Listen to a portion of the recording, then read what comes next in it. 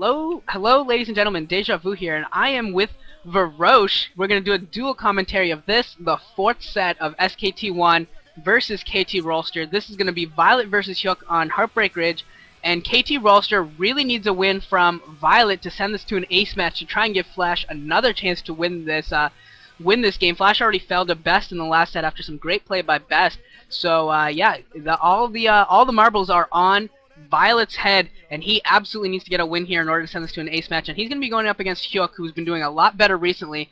And I'm going to hand it over to Varosh, let him give a little bit of his thoughts about Hyuk. We were talking about this earlier, so I think he's got some insights on the new Hyuk that we've been seeing this season. Oh, right now I'm just surprised that Flash lost. I mean, in the entire month of October, Flash only lost once, and I've been studying for a physics midterm that's taking place in actually 3 hours from when I'm casting this, so I haven't been watching the previous games. Oh wow, but I'm sorry. Anyways, Hyuk is doing pretty well lately. He's been dominating versus Zerg, and his versus Protoss play has been looking really, really solid. We see Violet setting up for a Forge Fast Expand, by the way. And Hyuk used to have this thing. I mean, Collar has talked about it so many times. I'm sure you're all familiar with it, where he got a big advantage and then lost it. And lately, he's been getting big advantages and converting them into victories. So if he can just get his Zerg versus Terran matchup to be a little better than laughably bad, I think he could be a good player in the coming months and years. Yeah, definitely. We were talking about this earlier, how it was like the old Hyuk was, here, I'm going to do a Doom drop on you, I'm going to take out 2 of your 3 bases, and I'm still going to find a way to lose. And this was an overpool build, by the way, for Hyuk. But we've got the new Hyuk, the Neo Hyuk, if you will, where he does gets a huge advantages. He's gonna take out a couple of bases, and this time he's gonna find a way to get a win after getting advantages. Like, what crazy idea is that? Who would have thought that Hyuk would ever be able to do this? I wonder if Cholera is in as much shock as the rest of us are at seeing Hyuk do this. Like, actually, just getting wins is just ridiculous. Taking down Jaedong in effort in back-to-back games, like you just don't see that. That's just absolutely insane.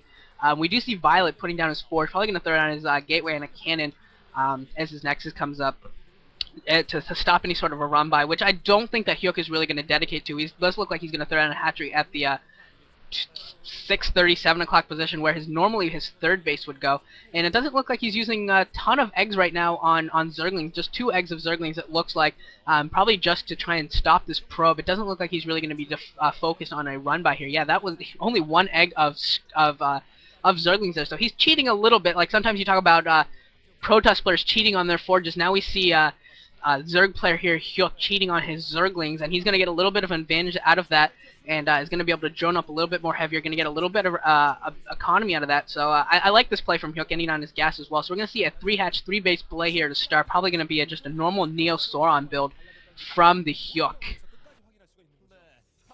And I think Violet actually showed some good play in that. He only put down a single cannon because he kept his scouting probe alive to see that there weren't 6 Zerglings coming out. And that Hyuk was playing for an economic game, and he's still running his probe around, and since there's still Zerglings pursuing him, he knows that he's at no risk for a run by. So getting the Nexus down a little bit earlier, saving 150 minerals, that's pretty good play by Violet. And I just checked his statistics, and he's been playing pretty well recently.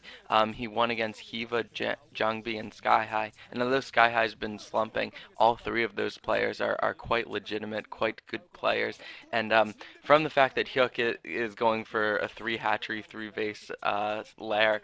I'm pretty sure it's going to be 3 hatch Spire into 5 hatch Hydra. But we'll see what Violet tries to do to counter that, because this build that Hyuk's executing has just been so powerful lately, and Protosses have struggled so much to try to find something to deal with it.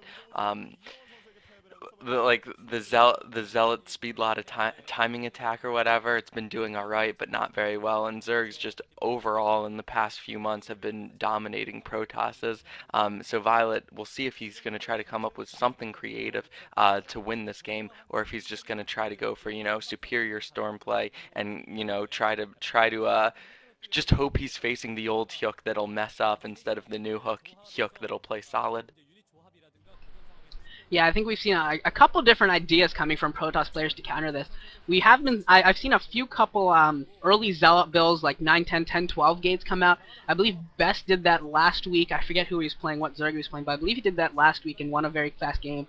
Bisu tried to do that earlier in this series against Luxury, but he was not successful. Luxury went for an overpool and put down a Sunken Colony. He was able to defend pretty effectively and just took that lead and flew with it to a victory. So hasn't been overly successful in too many situations. And the other idea I've been seeing from not a lot of players, but from a couple different players, Movie comes to mind in particular. He went for a really hybrid, very highly aggressive build on this map. Actually, once again, I forget the Zerg that he was playing against, but he went for Reavers, he went for Storm drops, he dropped Dark Templars, Corsairs. He used the entire book of tech and strategies to try and do as much damage as he could in so many different harassive ways.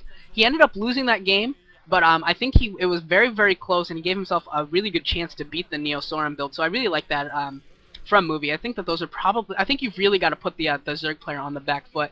And yeah, this is just going to be standard Neo Soren. We see a lot of hatcheries going down the Hydra's Den, the Spire, and first Corsair is also out. Going to scout this all out. It's all going to be very, very standard. Yeah, there's the Hydra's Den. And it's just a matter of time until we see what kind of tech choice from Violet, to see what kind of harassment or defensive attacking strategy he decides to go for, because I think this is going to be a +1 timing push, but we'll see for sure in the next minute or so.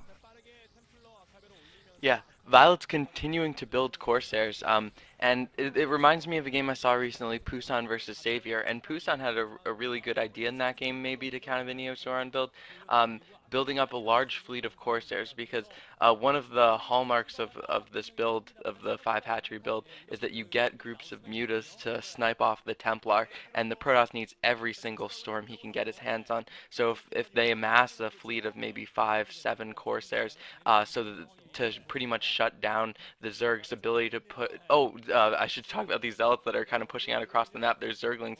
To see that speed upgrade is probably on its way, and this might be some sort of timing attack.